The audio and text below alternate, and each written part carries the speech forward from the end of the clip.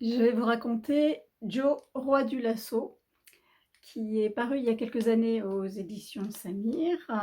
Et c'est une histoire de cow-boy, comme on peut le voir sur la couverture, avec des illustrations de Lionel Larchevêque.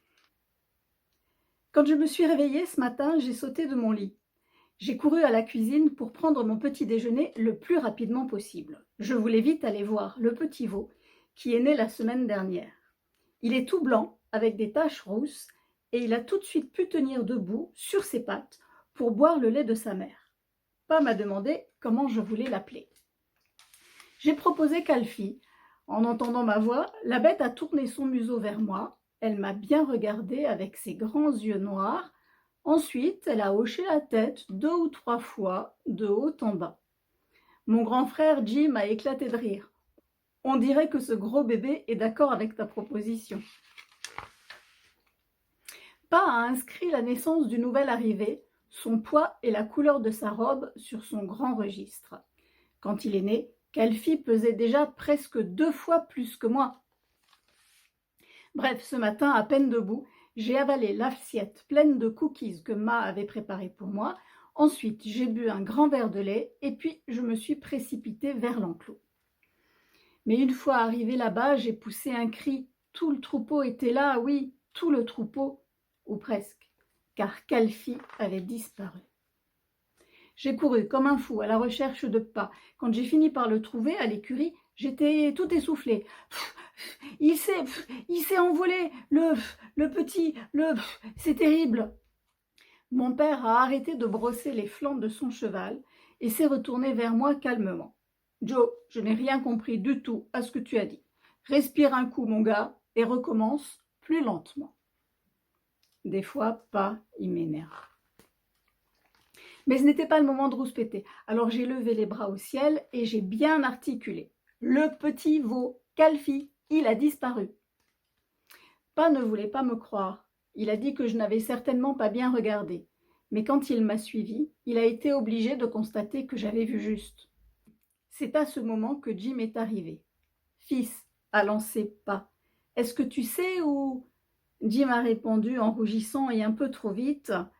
Non, non, pas. Je ne l'ai pas vu depuis ce matin, ce veau, juré, et j'avais bien fermé la barrière.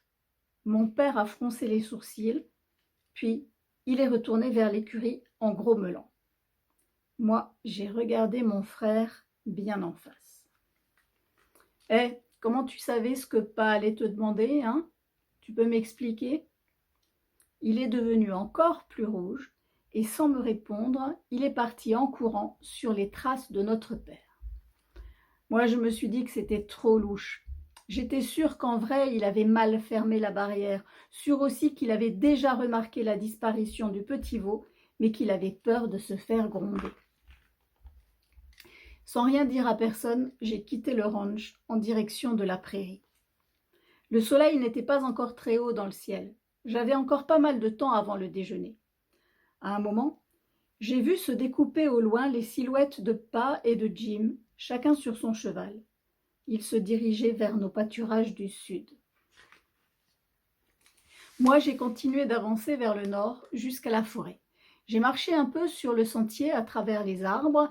Je suis arrivée à l'endroit où j'avais construit une cabane quand j'étais petit. Quelle surprise! Calfie était attachée là, au tronc d'un jeune érable. Une indienne de mon âge, la plus jolie que j'ai jamais vue, lui caressait le museau. Elle lui parlait tout bas. Mon sang n'a fait qu'un tour et j'ai bondi sur elle. « Voleuse !» ai-je crié. « Cet animal appartient à mon père !» La fille s'est retournée. Elle m'a toisé exactement comme si j'étais un ver de terre. Au bout d'un moment, elle m'a déclaré « Eyota est fille de chef et certainement pas une voleuse. J'ai trouvé ce veau ce matin. Il était perdu, tout seul, dans le pré. Je lui ai donné de l'eau de ma gourde. Qu'est-ce qui prouve qu'il est à toi ?» Tout en parlant, elle détachait la corde. Mais juste à ce moment-là, Calfie, peut-être piqué par un insecte, a pris ses pattes à son cou. Nous avons couru après lui jusque dans la prairie. Hélas, rien à faire pour le rattraper. Heureusement que je ne me sépare jamais de mon lasso. Je suis montée sur un petit arbre isolé. De là-haut, j'ai demandé à Eyota d'obliger Kalfi à venir vers moi. Sans discuter, elle est allée se placer derrière le veau et s'est mise à agiter les bras tout en criant. Moi, j'ai fait tournoyer mon lasso au-dessus de ma tête et gagné. Du premier coup, j'ai réussi à l'attraper.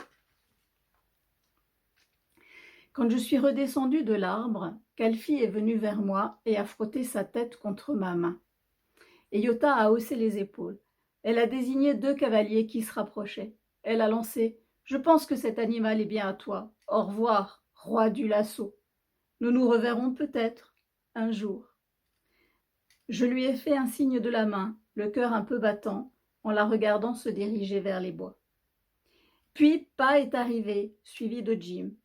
Il est descendu de cheval pour me donner une tape sur l'épaule. Il a souri et a dit « Mon gars, aujourd'hui, tu es devenu un vrai cow-boy. » Il a détaché le bandana qui était autour de son cou pour le nouer autour du mien. J'étais fière, mais fière, comme vous ne pouvez même pas imaginer. Pour rentrer, Jim m'a pris avec lui sur son cheval. Il a murmuré à mon oreille « J'ai bien vu que tu avais tout deviné. C'est sympa de n'avoir rien dit à Pa. » Je lui ai souri, mais je n'ai rien répondu. Du coin de l'œil, je regardais la forêt où la jolie Eyota avait disparu.